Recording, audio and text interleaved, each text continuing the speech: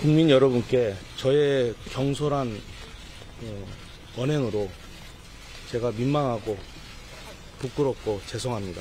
계좌 추적팀도 왔다 그러고 뭐 돈의 흐름을 파악하면 이 사건은 금방 해결이 됩니다.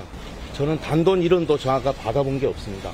일부 언론들이 바라는 폭로는 폭로할 것도 없고 영원히 없을 거니까 기대하시지 말아주시기 바랍니다. 대통령께서 일반 국민의 말씀까지 귀담아 들으셨다는 점에서 그냥 뭐 미담일 뿐입니다. 여러분들이 계속 거짓의 산을 만들고 거기에 또 거짓이 나오고 또 거짓이 나와서 저를 이렇게 만들었습니다. 그 정치자금법 위반에 대해서 제가 조사를 받아야 되죠. 왜 여러분들이 쓴 그 허위보도 가짜뉴스를 갖고 제가 왜 조사를 받아야 됩니까? 그래서 제가 느낀 거를 말씀드린 겁니다. 사람아, 어디를 왜 꼬리 내려? 두려워! 정신 차려! 겁나! 네, 뭐 계속 검찰 조사를 어제 오늘 계속 받고 있던 건 아니고 어제는 몸이 좀 안 좋아서 일찍 들어갔다고 하고 오늘 다시 또 출석을 한 상황이거든요.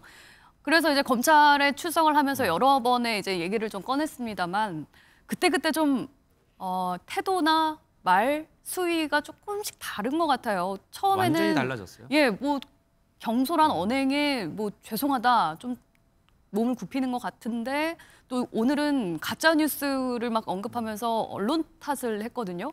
이런 명태균 씨의 발언들은 어떻게 보셨습니까? 일단 명태균 씨의 말에 과도한 어떤 그 의미를 부여하고 일희일비할 필요가 저는 없다고 봅니다. 왜냐하면 자, 명태균 씨가 지난주에 언론에다 대고 무슨 얘기를 했습니까? 본인이 뭐 휴대폰 여러 대를 부친의 산소 밑에 묻어뒀다. 이렇게 했는데 명태균 씨 가족들은 정작 뭐라고 얘기합니까? 명태균 씨는 선친이 돌아가셨을 때 화장을 했기 때문에 부친의 산소가 없다.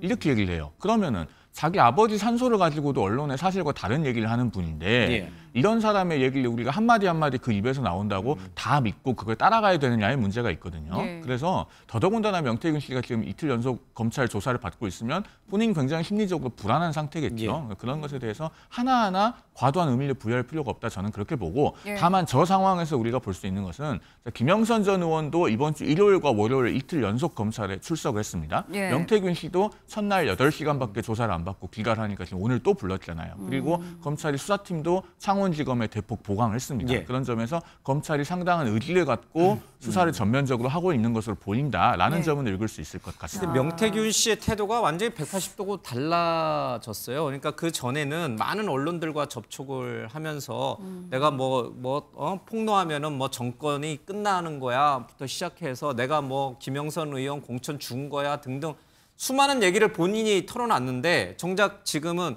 그거는 언론이 다 만들어낸 거짓이야. 왜 나는 지금 정치자금법 위반 혐의랑 그 증거인멸 혐의 그 정도 수준이지 내가 무슨 공청회에 개입했고 국정의 농단에 내가 개입을 했고 이런 거는 다 언론이 만들어낸 거야 라면서 입장이 완전히 바뀌었어요. 그러니까 자기 몸살이는 쪽으로 완전히 입장이 바뀌었는데 이런 명 씨를 지금 취재하겠다고 수많은 취재진이 지금 창원에 가서 붙어 있거든요. 이 사람 말 한마디 한마디를 우리가 다 받아서 기사를 써야 되는 것인가?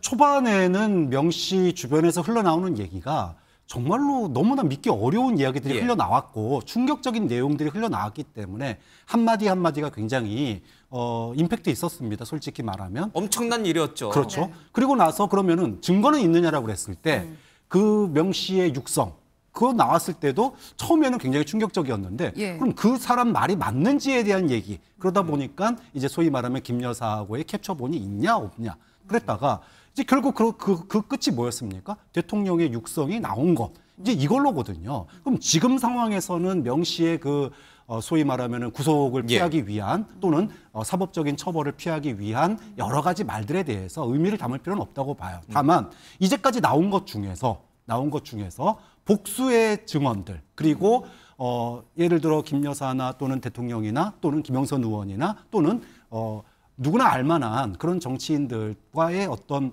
그 통화 내용이나 또는 캡처본이나 이거를 직접 봤다든가 그런 증언들이라면 그거는 충분히 의미가 있겠죠. 좀 그런 점에서 과연 지금 명 씨가 정치자금법으로만 나는 수사 받으면 됐지 다른 것들은 뭐 내가 해명할 얘기도 없다라고 얘기하는 게 결국은 지금 검찰의 수사가 정치자금법 김영선 의원이 반띵해 준 건 사실이니까 그것만 조사하고 끝나는 거 아니냐라고 하는 소위 명 씨의 이 의혹을 갖다가 축소 수사하는 거 아니냐라고 예. 하는 의혹이 바로 여기서부터 나오는 거기 때문에 네. 저는 검찰의 앞으로의 행보가 국민들이 많이 지켜보고 있다는 거를 좀 느끼고 제대로 된 수사를 해야 된다고 봅니다. 예. 그러니까 어제 오늘 명태규 씨의 입장은 김건희 여사가 뭐 공천에 개입했는지 또 뭐 용산 청와대에서 용산으로 대통령실 이전에 뭐 개입했는지 아닌지는 나는 한 번도 언급한 적이 없고 그거는 내가 모르는 일이다. 맞죠? 이렇게 입장이 쓴 거죠. 어제 오늘 명태균 씨 입장은. 명태균 씨가 계속 말이 많이 바뀌고 예. 또 언론에다가 본인이 원하는 대로 파편적인 어떤 내용들을 흘려보내기도 하고 이런 사람이기 때문에 사실 명태균 씨의 정확한 입장이 뭔지 좀 알기도 어렵습니다. 그래서 이런 것들은 결국에는 검찰 수사를 통해서 사실관계가 규명이 되면 그 규명된 사실관계를 가지고 논하는 것이 맞다. 그런 생각이 들죠. 그러니까 지금 자막에도 나옵니다만은 대통령과 나눈 가십거리.